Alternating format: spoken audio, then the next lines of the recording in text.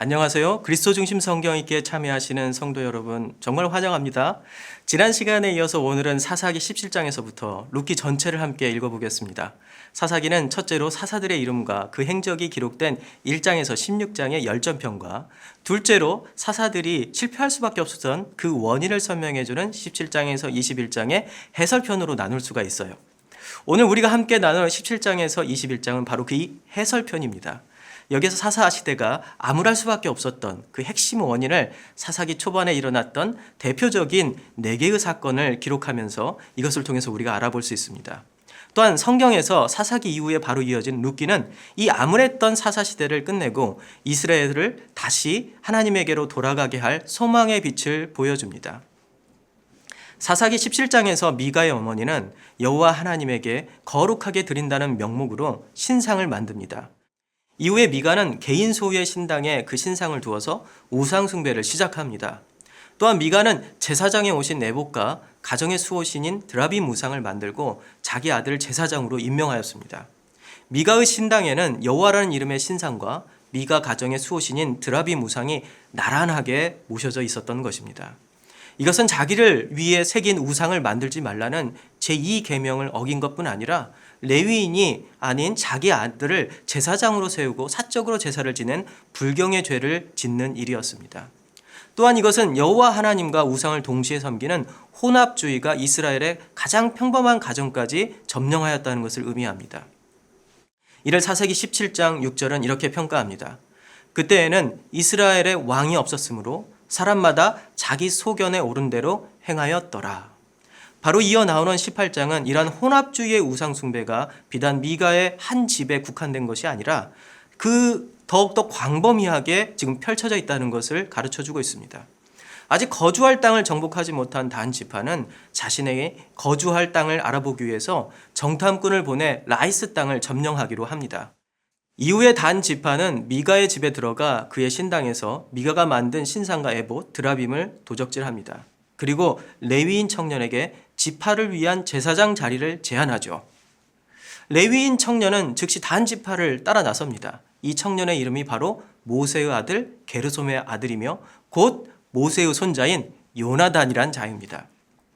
이 사건이 이스라엘 전체에 충격적인 것은 이스라엘을 애굽에서 탈출시켜 가나안으로 이끈 위대한 지도자이며 시나산에서 하나님의 계명을 받은 선지자 모세로부터 단 2세대 만에 이런 비극적인 일이 일어났다는 것입니다.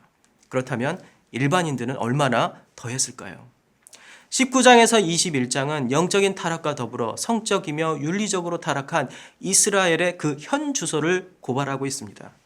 19장에는 어떤 레위인이 간음하고 친정으로 도망친 첩을 다시 집으로 데려오는 사건이 기록되어 있습니다.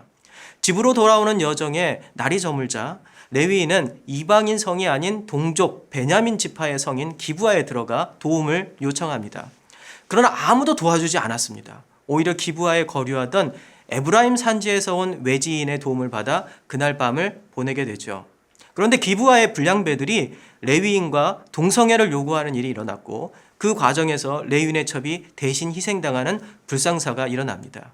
이 일로 레위인은 이스라엘 전역에 이 상황을 알려서 베냐민 지파의 사과를 요구하지만 이 상황에도 베냐민 지파는 이것을 결사 반대했습니다. 결국 베냐민 지파는 다른 지파들의 연합군에 의해서 철저히 말살당하죠. 사사기는 이렇게 비극적인 사건으로 끝납니다. 사사기의 마지막 절인 21장 25절은 이 모든 상황에 대해서 이렇게 기록합니다. 그때 이스라엘에 왕이 없으므로 사람이 각기 자기 소견에 오른 대로 행하였더라. 이미 눈치채신 분들도 있을지 모르겠지만 17장에서 21장은 시작과 끝이 동일한 말씀입니다. 그때 이스라엘에 왕이 없으므로 사람이 각기 자기 소견에 오른 대로 행하였더라. 17장에서 사사기의 마지막 장인 21장은 문을 열고 들어온 그 문을 다시 닫고 나오는 대꾸 형식을 가지고 있습니다. 또한 중간중간에 이와 비슷한 말씀들이 나오는데요. 단 지파에 대한 이야기가 시작하는 18장은 이렇게 시작합니다. 그때 이스라엘에 왕이 없었고 또한 레위인의 첩의 죽음으로 시작하여 베냐민 지파의 멸절로 끝나는 19장에서 21장도 동일하게 이스라엘의 왕이 없을 그때해로 시작합니다. 이렇게 사사기 후반부의 해설편은요, 이스라엘이 왕이 없었기 때문에 이스라엘 사람들이 계명에서 떠나 자기 소견대로 우상을 섬기고 혼합주의 신앙에 빠진 것이다 라고 말합니다. 왕이 없었기 때문에. 그러면 이스라엘이 왕이 없었다는 것은 무엇을 의미하는 것일까요? 그 답은 사무엘상 8장에서 찾을 수 있는데요. 이스라엘의 장로들은 마지막 사사인 사무엘에게 왕을 세워달라고 요청합니다. 이를 기분 나빠한 사무엘이 하나님에게 기도하죠. 하나님은 사무엘에게 이렇게 말씀하십니다. 여호와께서 사무엘에게 이르시되 백성이 내게 한 말을 다 들으라. 이는 그들이 너를 버림이 아니요 나를 버려 자기들의 왕이 되지 못하게 하려 함이니라. 사사기 후반부에 4번이나 반복해서 나온 이스라엘의 왕이 없다는 것은 인간 왕을 말하는 것이 아닙니다. 이들이 진정한 왕이신 하나님을 버렸다는 의미입니다. 하나님은 계속해서 사사를 보내어 이스라엘을 붙잡으려 합니다. 그러나 이스라엘은 하나님을 버리고 다른 신과 우상, 세속의 욕망을 선택하였습니다. 하지만 하나님은 계속해서 이스라엘을 붙들고 놓지 않으셨죠.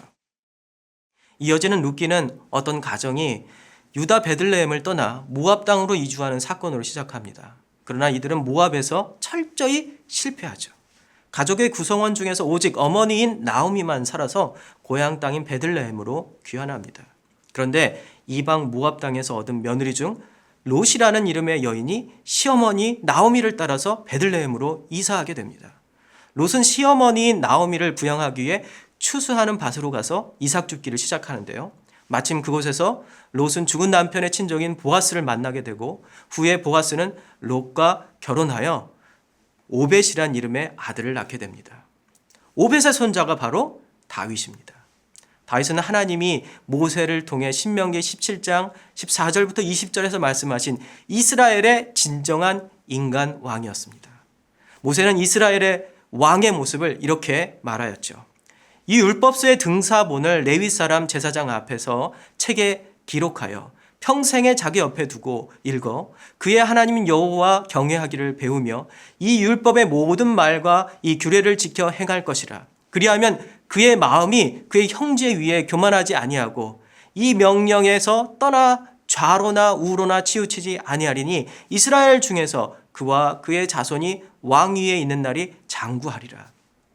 하나님을 진정한 왕으로 모시고 매일 매 순간 왕이신 하나님의 말씀을 듣기 위해 성경에서 눈을 떼지 않는 사람이 하나님이 원하시는 인간 왕입니다.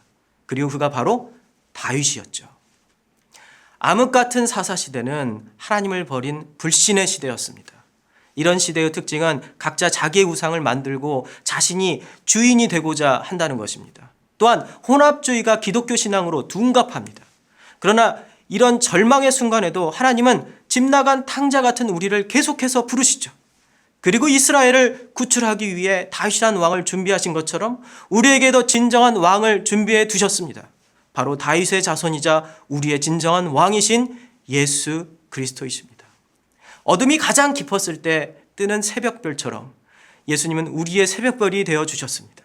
지금 자신이 혼돈과 영적인 깊은 어둠 속에 있다고 생각하는 분이 계신다면 하나님을 버린 사사시대에도 하나님은 자기 백성을 위해 일하고 계셨다는 것을 아셨으면 합니다. 하나님은 우리를 절대로 포기하지 않습니다.